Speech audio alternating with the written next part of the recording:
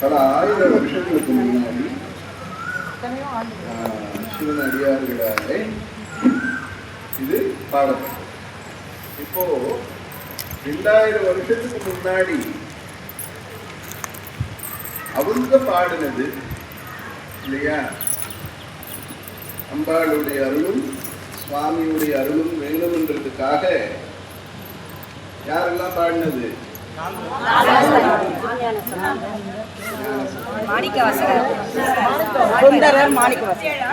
பாடும்பொழுது பரமேஸ்வரனுடைய அருளை கேட்டு அருளுக்காக அவங்க பாடினாங்க. இந்த பாட்டை கேட்டு சுவாமியும் அம்பாளும் சந்தோஷப்பட்டு என்ன பண்ணாங்க? அவங்களுக்கு காட்சி கொடுத்து தன்னுடைய பாதத்தில் சேர்த்தாங்க. அப்போ அவங்க பாடினாங்க, அவங்களுக்கு அருள் கிடைச்சிருச்சு. இத்தனை வருஷம் கழிச்சு திரும்ப எதுக்கு நாம அந்த பாட்டை பாடுறோம்? அவன் அருளாலே யாதேவி சர்வபூதேஷு புத்தி ரூபேண சம்ஸ்திதா நமஸ்தஸ்யை நமஸ்தஸ்யை நமஸ்தஸ்யை நமோ நமः அப்படின்னு ஒரு மந்திரம். அந்த மந்திரத்துக்கு அர்த்தம் என்னன்னா, எல்லா ஜீவன்களுக்குள்ளும் அம்பாள் என்னவா இருக்கா? புத்தியா. அந்த புத்தி தான் என்ன பண்றது? ஒருத்தரை அவங்க எண்ணங்களை நினைக்க வைக்கிறது, நினைச்ச எண்ணங்களை செயல்படுத்த வைக்கிறது. அதுதான் புத்தி. அந்த புத்தி எல்லாருக்கும் ஒரே மாதிரி இருக்கான்னு பார்த்தோம்னா இருக்காது. ஒரு சிலருக்கு புத்தி, இப்ப நீங்க எல்லாரும் இந்த நேரத்துல இங்கே அம்பாளுடைய சைதன்யத்துல சுவாமிக்கு முன்னாடி உட்கார்ந்துட்டு தேவாரம் பாடணும்ன்ற எண்ணம் வந்தது. எல்லாருமே இது வருமானா இந்த நேரத்துல சீரியல், முக்கியமான சீரியல் போயிடுமே, வீட்டை விட்டு வெளியே வராம எவ்வளவு பேர் இருப்பாங்க இல்லையா? அப்போ அவங்களுக்கெல்லாம் அந்த புத்தி, உங்களுக்கு இந்த புத்தி. இது கொடுத்தது யாருன்னா அம்பாள். சுவாமியுடைய அருள் இல்லாம இது நடக்காது. அதனாலதான் சொல்லுது அவன் அருளாலே. ஒருத்தருக்கு பக்தி இருக்கு தெய்வத்து மேல அப்படின்னா அது எதுக்கு உதாரணம்னா, அம்பாளுடைய அருள் இருக்குன்றதுக்கு அர்த்தம். அருள் இருந்தா தான் என்ன வரும்? பக்தி வரும்.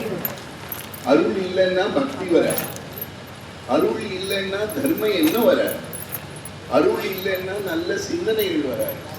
அருள் இருந்தால் மட்டும்தான் பக்தி வரும். அப்படி இந்த நால்வர்கள் இவங்களுக்கும் யாருதான் புத்தியா இருந்தது? யாருதான் பக்தியை கொடுத்தது? அவங்க என்ன பாடினாங்களோ, என்ன வார்த்தையோ அது அவங்களுடைய வார்த்தை இல்லை. ஆட்கொண்டாருன்னு ஒரு பேர் உண்டு சுவாமிக்கு. என்ன அப்படின்னா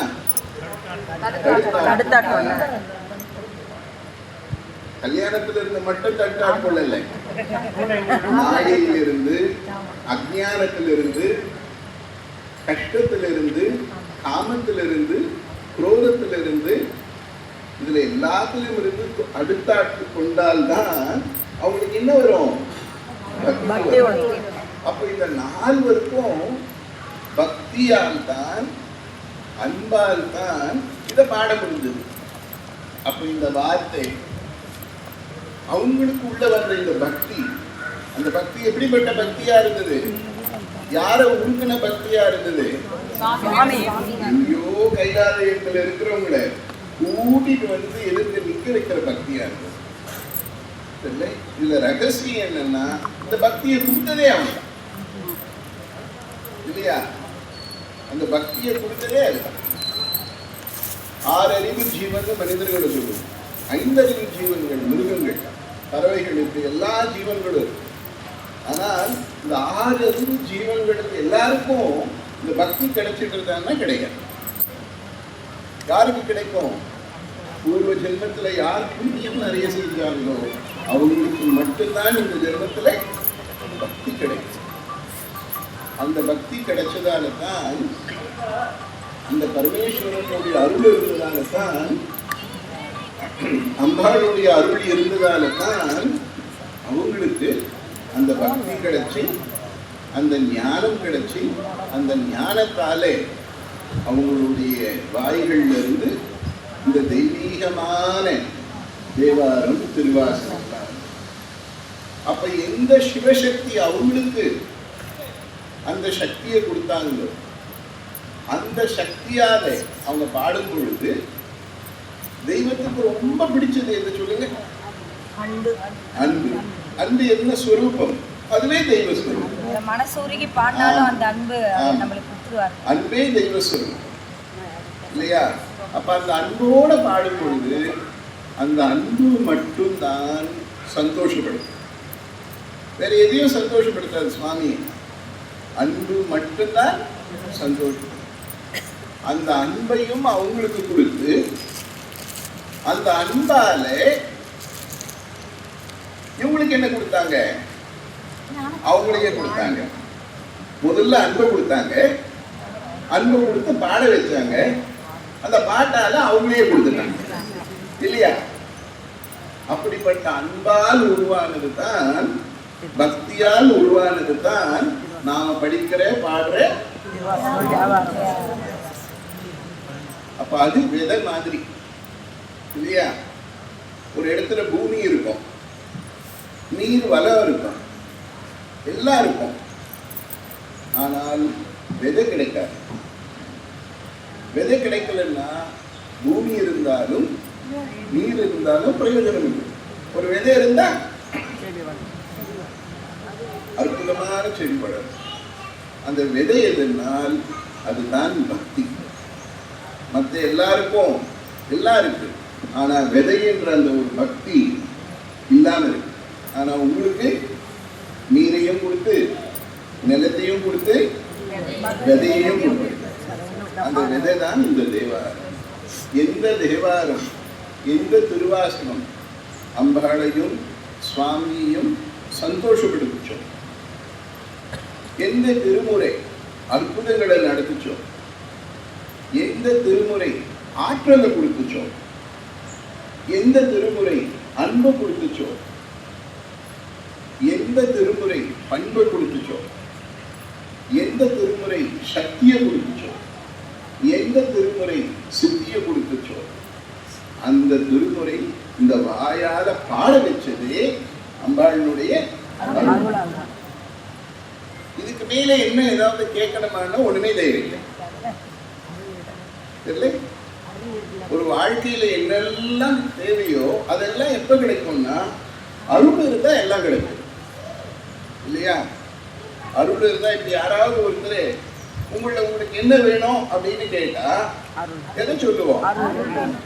அருள் சொல்லுவோம். அதோட கூட என்ன சொல்லுவோம்? இன்னைக்கு இருக்கிற பிரச்சனையை சொல்லுவோம். நாளைக்கு என்ன வேணும்னு யாருக்குமே தெரியுமா? இன்னும் 10 வருஷம் கழிச்சு என்ன வேணும் தெரியுமா? தெரியாது. ஆனால் அருள் என்ற ஒன்று இருந்தால் எப்போதுமே எல்லாமுமே கிடைச்சிக்கிட்டே. அப்படிப்பட்ட அருளை கொடுக்கக்கூடியது, சக்தியை கொடுக்கக்கூடியது தான் நாம படிச்சுட்டு இருக்கிற இந்த திருமுறை. ஆக இந்த திருமுறை கிடைச்சதே பெரிய பாக்கியம். இதுக்கு மேல ஒண்ணுமே வேண்டாம். தெரியல, விதை ஒண்ணு கிடைச்சிருச்சுன்னா ருசியான மாம்பழத்தை என்ன பண்ணலாம்? நாமளே உருவாக்கிக்கலாம். மாம்பழமா கிடைச்சா கூட பக்கத்து வீட்டுல இருந்து கேட்டா டெய்லி அங்கிருந்து 10 பழம் கொடுப்பாங்களா? 1 கொடுப்பாங்க சீசனுக்கு. அதையே வருஷத்துலாம் பேசிக்கிட்டு இருக்கோம். அந்த விதையை வாங்கி நாம நட்டுட்டா தினதோறும் நமக்கு பழம் கிடைக்கும். அந்த விதை மாதிரி தான் அது பழத்துக்கான விதை, இந்த திருமுறை அருளுக்கான விதை. இந்த விதையை நாம மனசுல நடும் பொழுது அது என்னவாகும்? பெரிய விருட்சமா, சக்தின்ற விருட்சமா வளர்ந்து அருள் என்ற பழத்தை கொடுக்கும். அதனாலே இது ஒரு பெரிய புண்ணியம், இது ஒரு பெரிய பாக்கியம். மாசத்துல எத்தனை நாள் எல்லாரும் இந்த மாதிரி வெளியே போயிட்டு பாடுறீங்க? 9 நாளா வழிபாடு. ஒவ்வொரு கோயில ஒண்ணுமே இல்லைன்னாலும் 3 hours ஆகுது இருக்கும். வெரி அதான் எங்க போனாலும் இது எல்லாருக்கும் கிடைக்காது. இப்போ எங்களுக்கு கிடைச்சிருக்குது. எப்படி இன்னைக்கு உங்களை பார்க்குற பாக்கியம் அது பெரிய விஷயமா உங்களை நிச்சயமாவே சொல்றேன். உங்களை பார்க்க முடியுமா அப்படின்னு நினைச்சேன்.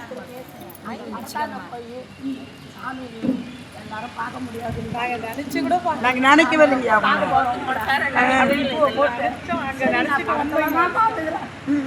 அப்படின்னு நினைச்சிருந்தாங்க வந்தோம். எந்த திருமுறையாலே இங்க வந்து உட்காந்துருக்கீங்க. ஐயா நிச்சயமாவே சொல்றேன், நாங்க பண்ண என்ன புண்ணியம் ஐயா, இன்னைக்கு நாங்க பார்த்தது என்ன புண்ணியம் செய்தேனோ அந்த இதுல நீங்க வந்து நாங்க ஓடி வர ஆச்சரியமா இருக்கு. எனக்கு மெய்யே சிலுக்குது.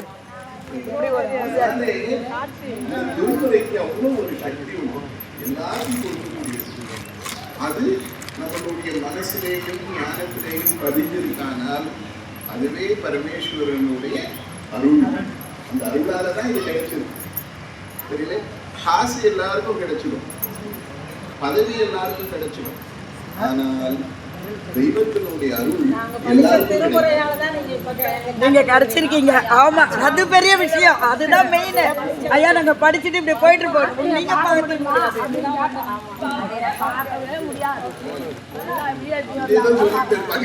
ஆமாங்கய்யா. ஆமா ஆமா, நாங்க எனக்கு சர்வசாதமா எங்களுக்கு அப்படியே ரொம்ப ரொம்ப எங்களுக்கு அப்படியே பரிபூரண அருள் இருக்குன்றதுக்கு கிடைச்ச இந்த ஞானமும் பக்தியும் தான் சாட்சி. அதை கெட்டிமா நாம பிடிச்சிட்டு சிக்கனை பிடித்தேன், நாம் பிடித்துக் கொண்டது நம்மை பிடித்துக் கொள்ளும் இல்லையா? இப்ப நாம இந்த மைக்கை கெட்டிமா பிடிச்சிட்டு இருக்கோம், அது கெட்டிமா பிடிச்சிட்டு இருக்கிறதாலே அது நம்மளை கெட்டிமா பிடிச்சிருக்கு. பக்தியை நாம கெட்டிமா பிடிச்சிருக்கா அருள் நம்மளை கெட்டியா பிடிச்சிருக்கோம். அதனால அம்பாள் அருளோட எல்லாரும் பக்தியா இருந்து ஞானத்தோட ஆனந்தமா ஆரோக்கியமா சந்தோஷமா அம்பாள் அருளோட